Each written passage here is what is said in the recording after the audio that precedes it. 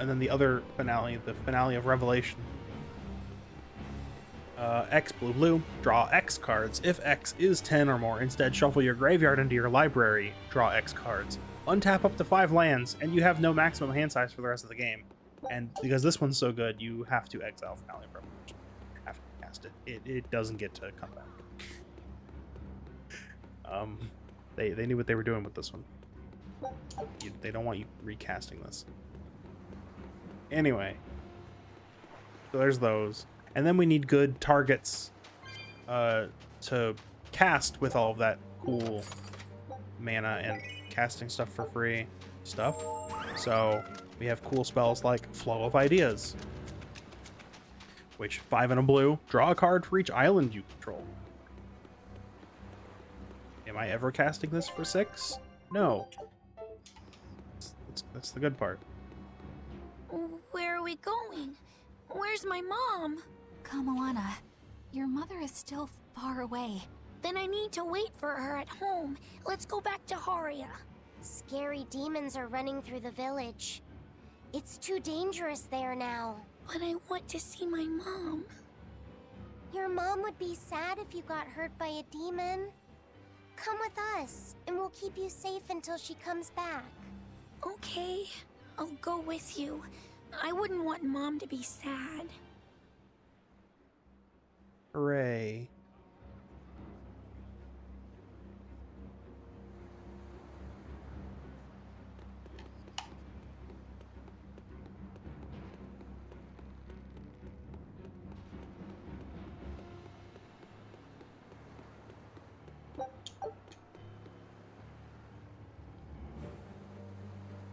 Forbidden. Oh, you're not allowed to go that way. This cutscene must play out correctly. With Eisen standing back to the rest of the party. You're going to over the tell me about the sunset. demon blight and malevolence. Cowboy hat. Eisen going Are yeehaw. you seriously thinking of breaking the Moloch taboo? That Howdy, depends. partner. Moloch taboo? This is about more than just the demons. You could say it's the truth behind how this world really works. The knowledge can be devastating to humans, throwing into question everything they think they know.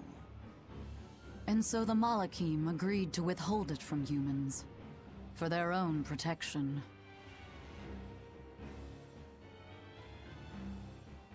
Well, we only have still one of want those to know? here. So it should be fine. It's not like I'm a human anymore. There it is. I can't keep lying to myself. I can't go on unless I know the truth. You asked for it. Oh, wait, we have 2 humans. That's right. First of all, Marion's this a thing, witch. this illness you call demon blight does not exist. Any human carries the potential of becoming a demon. All it takes is for the malevolence lurking in their heart to overflow. And what exactly is this malevolence? Impure emotions beyond what reason can suppress. Think of it as the sin buried in men's souls. So you knew. I'm a witch. So malevolence is the darkness in all our hearts. Make any sense to you guys? Any at all? When you put it like that, Yes. yeah, it makes The a lot of darkness. sense. Richard was right. It really By does nature, always come back humans to are Kingdom Hearts. incited by negative energy. Oh no. It's easy to turn them towards impurity, creating malevolence. In fact, most people are constantly generating malevolence. It might even be possible that demons are people's true selves, and what little reason they possess is all that keeps them in human form. If the masses realize this, the realm would be thrown into utter chaos. That's why the Abbey propagates the lie of demon blight. So I presume. That can't be true! You know yourselves there weren't any demons before the opening! It used to be that humans couldn't see demons, or Malachim. Not unless they possessed a unique spiritual talent we call resonance. All your average human would see was someone turning extremely violent. Unable to explain what was happening, they just call those people possessed or feral. Then what made people see them all of a sudden? I don't know. My guess would be that something triggered greater resonance among all of humanity. What could it be? And then, on the day of the Advent, all humans gained the ability to perceive Malachim. And in the following days, the exorcist numbers swelled. This has to be Artorius' doing.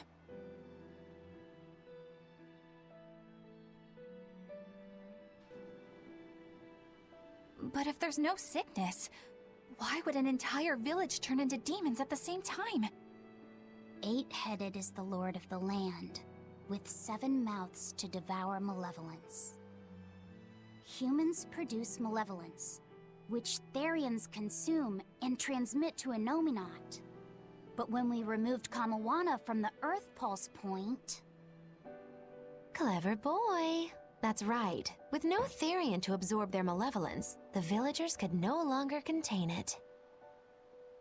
So you're saying it's all my fault?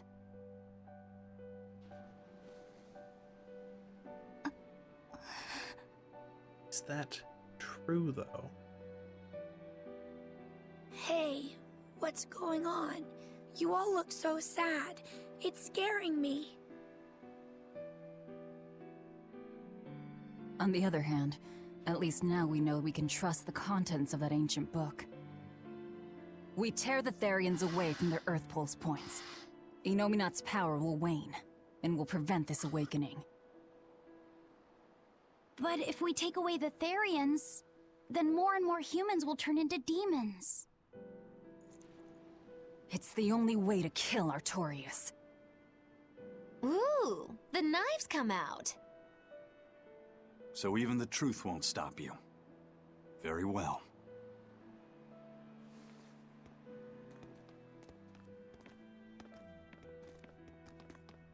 Since each Therian looks different, we'll only find them by capturing the Earth Pulse points one by one.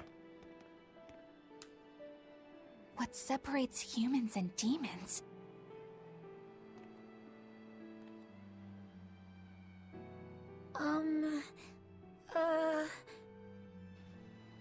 That's Eleanor.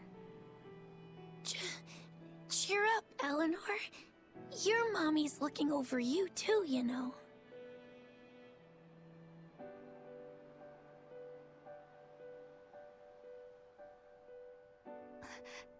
Yeah, so she is.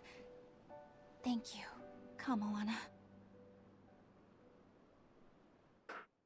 Grimoire, I want you to tell me more about what you said earlier. About malevolence? I told you, the subject is taboo. I understand that human emotions create a poison called malevolence that turns people into demons. Is there no way to stop malevolence from being created? As long as humans remain human, no. Malevolence is born of emotion, you see. But your kind must have found a way around it. Malachim experience emotions too. But Malachim do not produce malevolence, unlike humans. That's a lie. I've watched a Malak turn into a demon. That only happens when we are exposed to too much external malevolence. True. The island was full of prisoners and demons. And Melchior hit that Malak with something that turned it into a wyvern. Was it malevolence? To Malachim, malevolence is a powerful toxin. We seek those of purity to serve as vessels to protect us from it. It is not a perfect solution, however. If the vessel is corrupted, the Malak is as well. That is correct. So if Eleanor turns into a demon, then Laphicet... That must be what Eisen meant when he said he'd hate to see Laphicet's vessel broken. A small crack in one's soul is often all it takes to break a person apart. So try not to pick on our squeaky clean exorcist too much, Thanks for the warning. But wait, there's a conversation behind you! So I rescued this poacher who'd run away from one of those Class 4 islands, right? She mentioned something Right. about being hired by some chef to go hunt a rare wolf on the island. Is that the But chef? she didn't see a single blasted critter on that island, let alone any rare wolf. Place was empty. Then why did she run away? Even though she never saw nothing, she kept hearing some beast howling round the island. Freaked her right out, I tell ya. When she got back to her boat, her food had been pilfered, and her ship was scratched up to hell. She got out of there as quick as she could, but her ship sunk soon as she hit open water. Sounds like whatever's there is as smart and manipulative as it is vicious. Sounds like. Later I heard some talk about how several exorcists had gotten killed on that island. If you plan on going, you'd best be very cautious. Oh, and we're going. We're going immediately.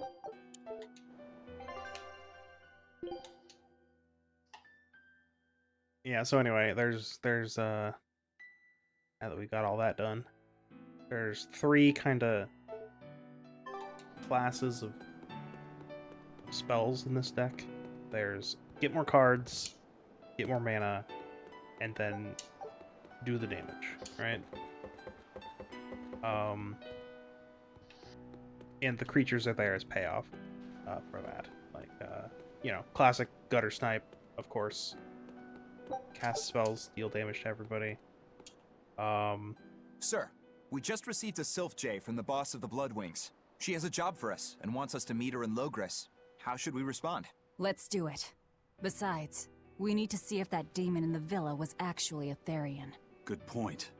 And the Bloodwings might know something about the other Therians, too. We're heading for Logres. Prepare to set sail. Ready anytime! Yeah, so I've reduced the number of creatures in the deck because I did casting spells anyway. What do I need creatures for? Oh, I need creatures for this. Harmonic Prodigy. Just the abilities what matters here. Hey, look, I wonder if there's going to be a wolf thing here with all the wolf iconography. And there's definitely going to be exactly 1 cat's chest. So anyway, if the ability of a shaman or another wizard you control triggers, that ability triggers an additional time. So, triggered abilities in Magic, for anybody that does not know, are abilities that activate when a condition is met. So, in this case, hey, Mizzix is a wizard, and Mizzix's triggered ability is the first ability that I read off earlier. Whenever you cast an instant or sorcery that has mana value greater than the number of experience counters you control, you get an experience counter. Well, with Harmonic Prodigy out, you would get 2 experience counters. Therefore, it's very good to have in the deck. Mage Emeritus. Whenever you cast or copy an instant or sorcery spell, draw a card. So just more cards. One of probably the best creature in the deck, Jin Illuminatus.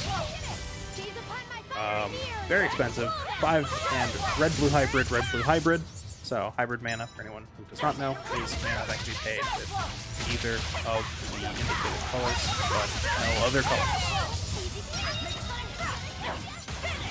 35 flying, whatever. Each instant and sorcery spell you cast has Replicate. The Replicate cost is equal to the mana cost. And Replicate is, when you cast it, copy it for each time you paid its Replicate cost. So, you can just cast a spell as many times as you feel like by paying the cost over and over again in a deck that reduces the cost of spells you cast. Seems good. So that's in there. Electrostatic Field deals 1 damage to cast a sorcery. Jin Gataxius. The most recent print of Jin Gataxius, which is just named Jin Gataxius. No subtitle. 5, 3 blue, 5/5, legendary creature for Praetor, Ward 2. Whenever you cast a non-creature spell with converted mana cost to a greater, draw a card. And another ability that I don't really care about, but I'll read it off for the sake of it. You pay 3 and a blue, exile Jin Gataxius, then return it to the battlefield under its owner's control, transform. Activate only the sorcery and only give 7 cards in your hand. And the backside of it, which I don't really care about, is a saga called the Great Synthesis. And sagas are a weird enchantment type that when it enters the battlefield and every draw step. So after you draw a card before your main phase, you add a lore counter. And when you add a lore counter into a saga, you do the ability indicated by the number. So if you have one lore counter, you do the one ability. If you have two lore counters, you do, and so on. After you do the bottommost ability on a saga, you sacrifice it, I believe. However, okay. First ability: draw cards equal to the number of cards in your hand. You have no maximum hand size for as long as you control the Great Synthesis. Okay, I didn't reread the backside of this. It's not awful. I might actually do that sometimes. What's going on? Just some lag. Oh, okay. Well, Waiting for it to catch up. I'm here to get through all the lag. Second ability: return all non-Phyrexian creatures to their owner's hands. Ah, yes, that's why I'm never going to flip Jin Taxius. I forgot. Yeah.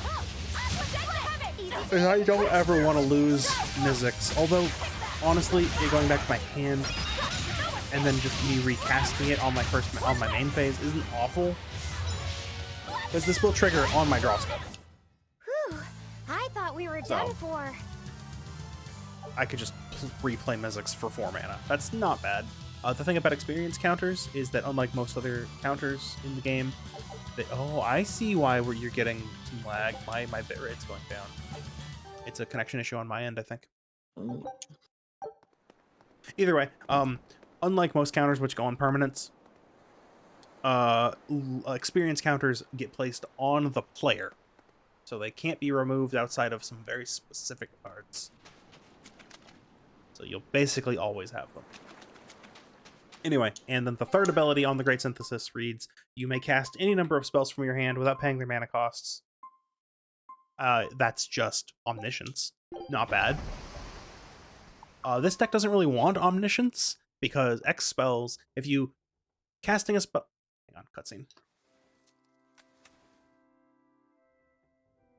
I lost my mother to a demon.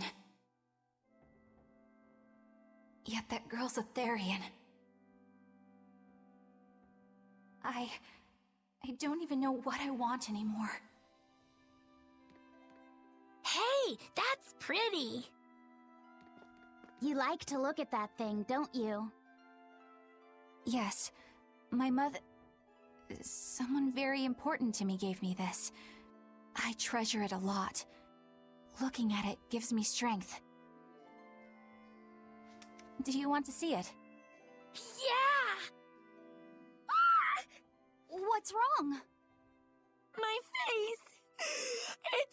It's scary! I don't want to look like that! I don't want my mommy to hate me!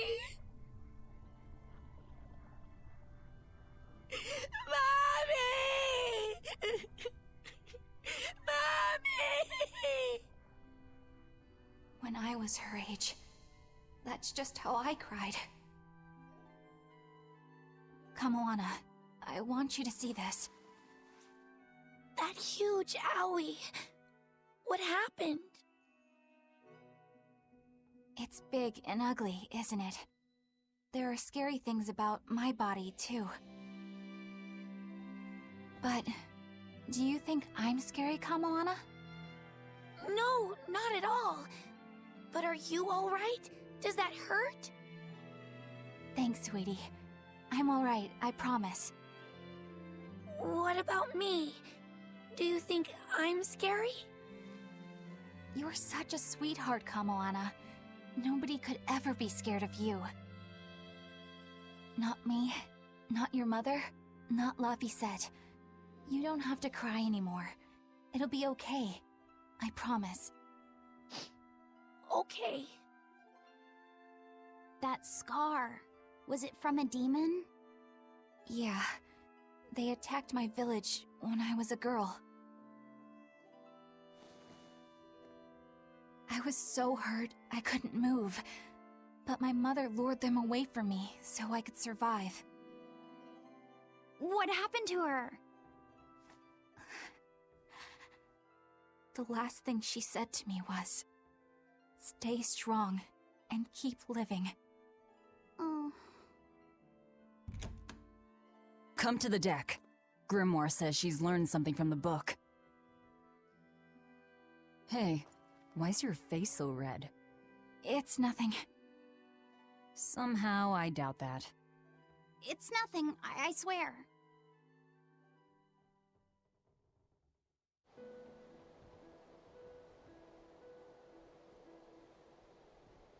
Do you all remember the second verse of that song Laphicet read earlier? 4 Empyreans may tear him asunder, but so long as there is one receptive to divine power, Therian shall be forever reborn in sight of the full crimson moon. Right. That's what I've gathered you all here to discuss. And we think that passage means that Innominat and the Therians will be revived by a chosen one, right? Yes, but the shall be forever reborn part kept bothering me. I've reconsidered my analysis. Suppose that instead of someone being chosen by Innominat to create Therians, the song means that Innominat chooses who becomes Therians. But so long as there is one receptive to divine power, Therians shall be forever reborn. What do you think that could mean? That someone receptive to Innominat's power will be reborn as a Therian. Like Kamoana! Which is to say that the Abbey figured out how to turn people into Therians, and then got right to work. That's... Are you really that surprised? Artorias has always been one to prioritize the many over the individual, as I well know. Another thing to consider is this wording about Therians being forever reborn. This could mean that one Therian will be reborn again and again, or it could mean that different Therians will be born to take their place. Meaning that even if you kill one, there are more waiting in line. They can't be wiped out. Looks like prioritizing the one over the many was the right call this time. Eh, Velvet? I never said I wouldn't kill her, if it would prevent Innominat's reawakening. But Therians can't be killed. Not truly. So, in a nutshell, if you kill one, another person who's receptive to Innominat's power will be reborn as one. Right. But the song says that 7 mouths feed the body, so there's only so many around. If you don't kill them, the next ones won't be born. Exactly. So we remove the 7 Therians from their Earth Pulse points instead. But then, we also have to protect them so the Abbey doesn't steal them back. Or kill them. Sounds tricky. We've got to protect my bug, too. Yeah, you take real good care of that thing now. Got it? You bet I will. In that case, we should probably work on securing a proper hideout for ourselves. You got a secret base or anything, Eisen? It's every man's fantasy, but sadly, I don't. We need a hard-to-find spot. One where we can guarantee a steady supply of malevolence for the Therians. Somewhere devoid of people but full of malevolence. Real poser you got there. With the Abbey in control of the entire continent, finding a place like that will Why be easier don't we said go than to done. one of those Meanwhile, mystery islands? Innominat's reawakening draws ever closer. We'll have to keep collecting our Therians while we search for a hideout. For now, let's just get to Logris.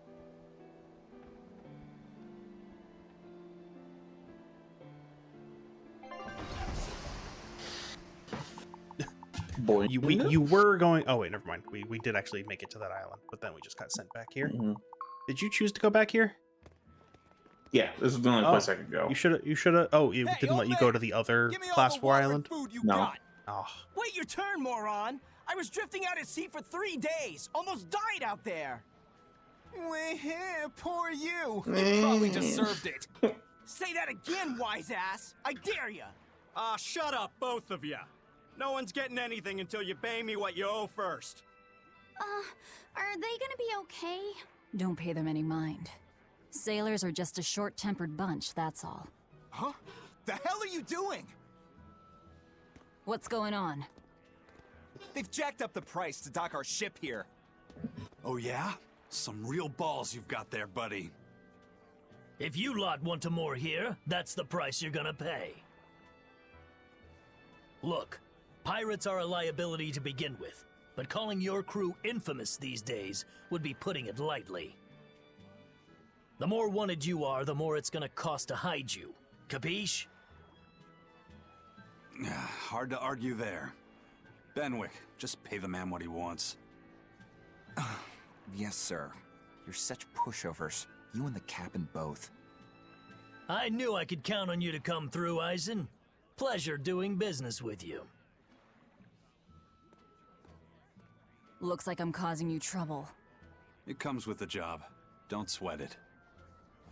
Some sailors just have longer tempers than others. Noted.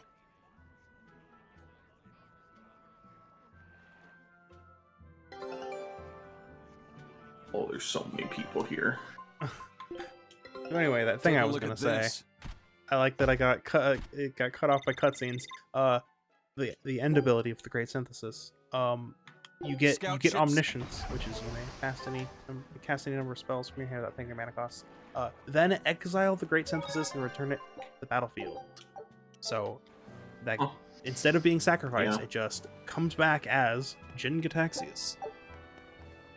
Because when you exile, if it says exile then return, if you exile a permanent and it has 2 phases, and you bring it back, it always comes in front face up unless another effect says otherwise. Come on, So really?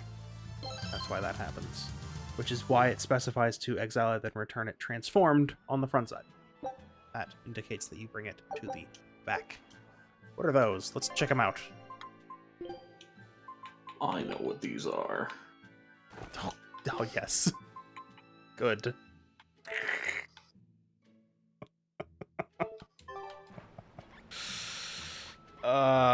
This is gonna be our whole crew, isn't it? Oh. See, there's a way to guarantee that.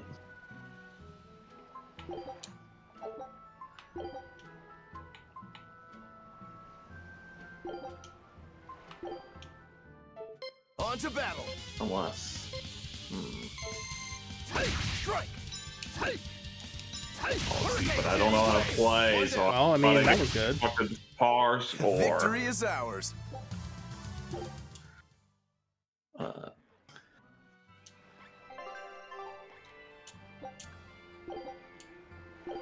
Let's do state. No, damn it. Here I come. No escape. That all you got? Next. Come on, really? I mean, that was 110 Tails coins for 5 seconds of work. But like 15 seconds of actual playing. That's still not bad.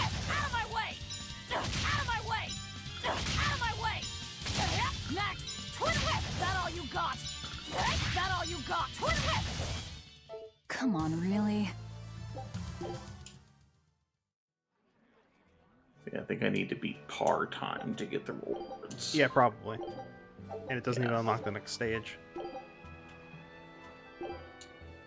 Here I come.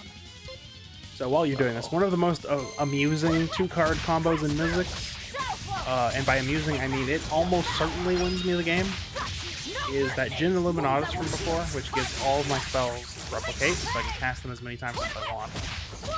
And then if I have, technically it's a 3-card combo because Mizzix needs to be out, but that's like a prerequisite for most of the deck. So anyway, you need Mizzix and at least 7 experience counters, which shouldn't be too hard.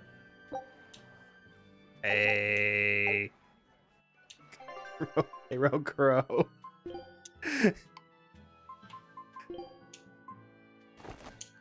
Oh no. Anyway, so you have those 2 out, and then there's a particular card called Scour from Existence. Right? Scour from Existence reads exile target permanent. Mana cost 7 generic. So I'm ready for this.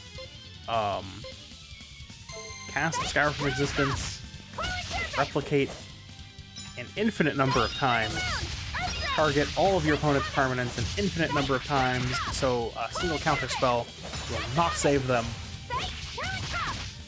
And then there's only a couple counterspells in the entire game that'll save that. Like Whirlwind Dismissal or something like that. Whirlwind Denial. Some stuff that counters every single spell on the stack will clear that. But if they don't have something like that, every single permanent your opponents control is exiled. And then you basically have free reign over the game for a couple turns until they recover. If you can't win after that, then I can't help you.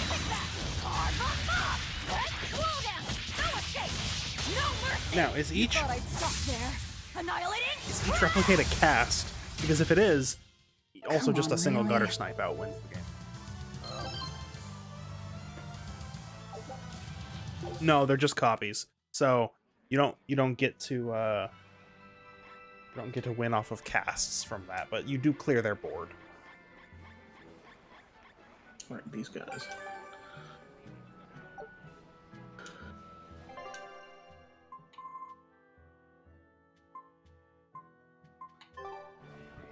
All right.